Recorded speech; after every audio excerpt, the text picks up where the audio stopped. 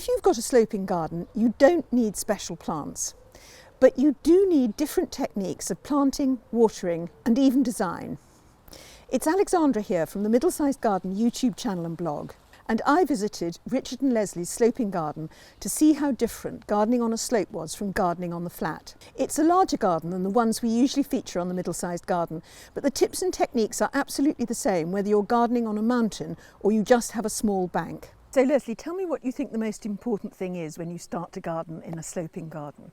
I think it's to channel your inner mountain goat and accept the fact that you have a sloping garden and not pretend that you have a flat garden.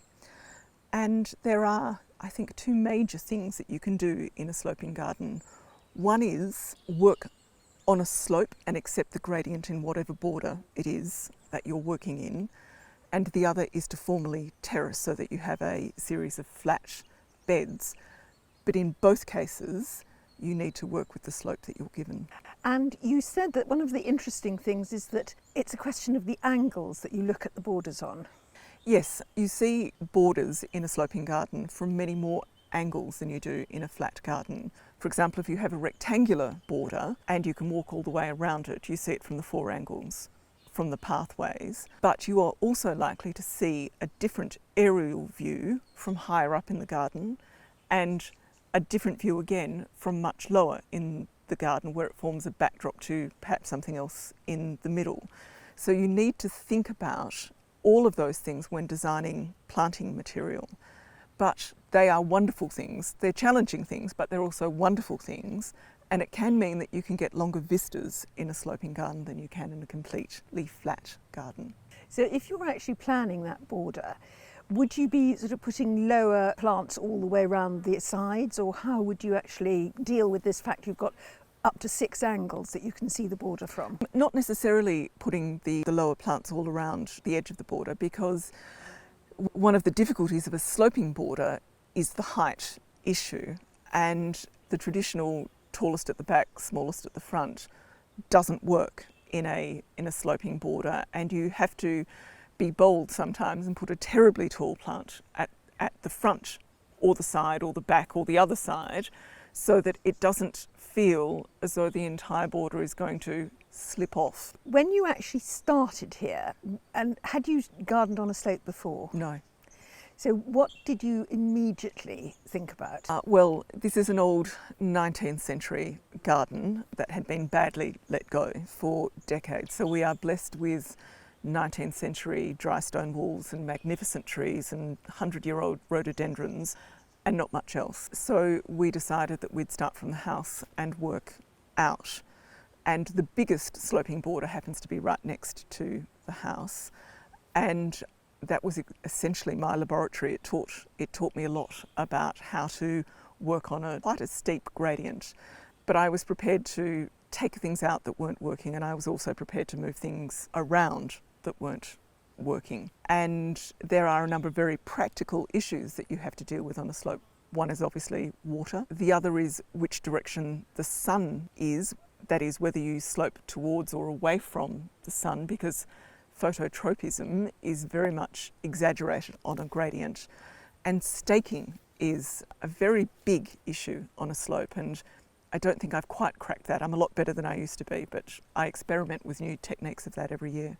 And what's been the most successful staking technique? Well, it depends on the plant, but I always have to remember in spring, as the brave first shoots come out of the ground, to remember just how tall a number of perennials can get, so that when you put a whole stack of staking in and it looks like some kind of industrial wasteland, you know that actually fairly quickly the plant material will cover it. One of the things about that particular slope is that it is essentially south-facing, which in Australia is the non-sunny direction, but it's not exactly north-south, so it's slightly skewed, which means that you get a diagonal lean on a lot of the plants. And if you grow things that are top-heavy, like liliums or delphiniums or that kind of thing, they really do want to topple over. And so I use a combination of single stakes with circular keys on them that can hold stems. I use hoops. I often trawl the garden for twigs and stick those in and make my own sort of hatchings.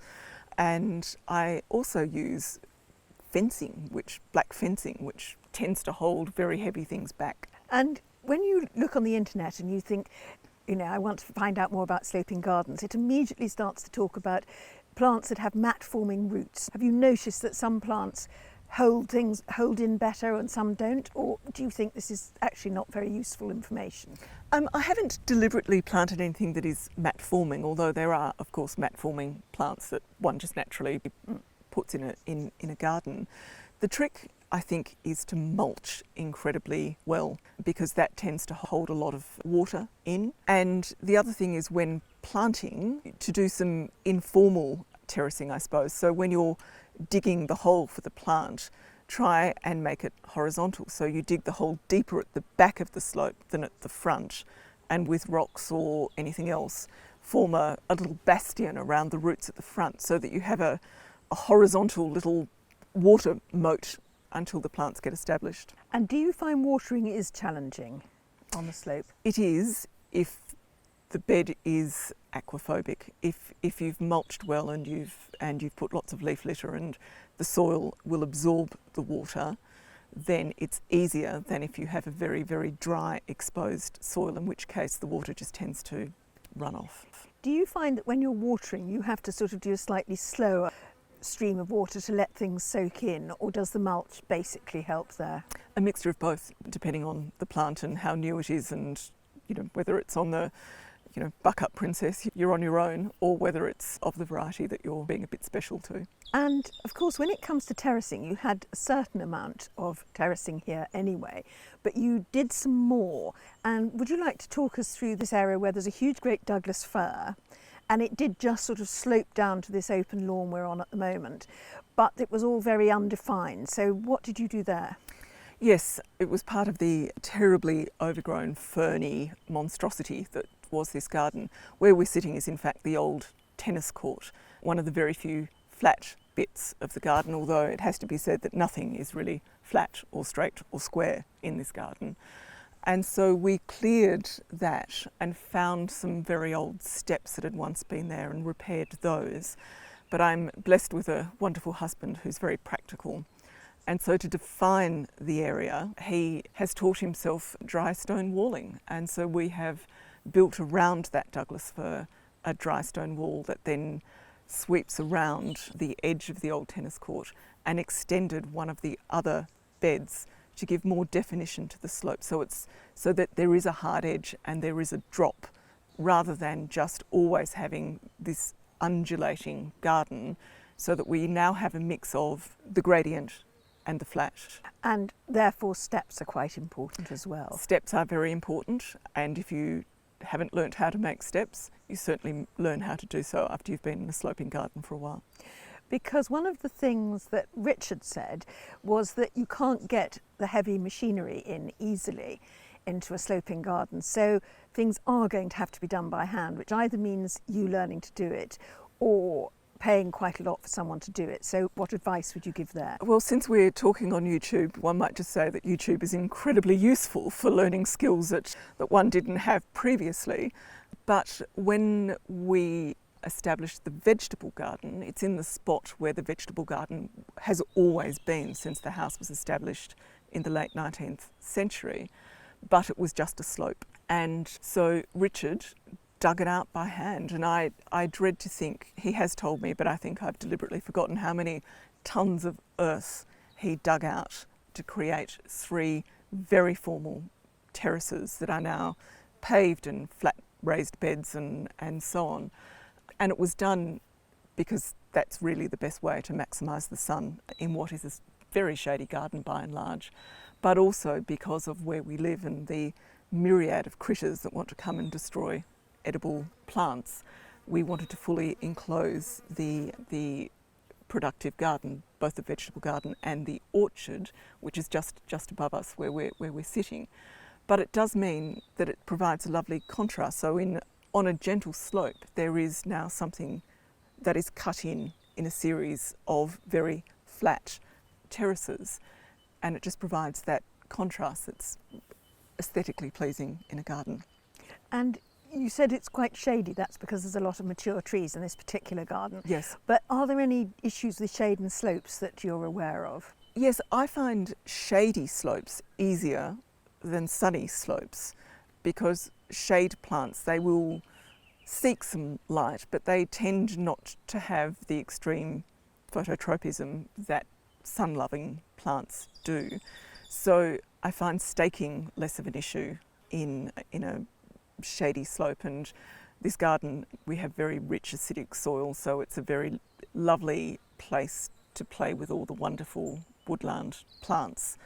The sunny slopes tend to be the ones where you have to think more about the standard things that are difficult in sloping gardens, the staking, the watering, playing with the heights. A big border that you mentioned, what have you found the most successful plants? That's interesting. Roses I have found, although we do have a lot of critters that like roses, so I tend to put those in the middle of the border, hoping that possums and deer and wombats and other such wonderful things don't find them. I grow a lot of liliums, and they are quite successful, although do require quite a lot of staking. Delphiniums I struggle with because they get to their magnificent flowering and then snap. And in filling I use quite a lot of salvias, I use persicarias, euphorbias, just to play with the mix of the shapes and so on. And I also use a lot of bulbs that come and go spring through to autumn. And hydrangeas as well? Hydrangeas, yes. Yeah. So that particular border, which has a particularly sunny end and a less sunny end, the back is a row of quercifolia hydrangeas, which don't mind whether there's sun or shade, and also means that as you're walking along that terraceway, you don't feel that you're about to topple down the slope. And would you say you've actually probably tried virtually every kind of plant? So people perhaps shouldn't be too worried about thinking, oh, I've got a sleeping garden, I can't plant this or that. Yes, I think nothing ventured, nothing gained. I think the only rules really are plant things that suit your climate. There's no good doing dry, grasses if you're in a very wet area, and vice versa. But as long as it's something that I think is hardy enough in this environment, I can give enough water to, although water is not generally our problem, I'd give it a go. If you want to know more about how to plant on a slope, then don't miss this next video called, very appropriately, How to Plant on a Slope. And thank you for watching. Goodbye.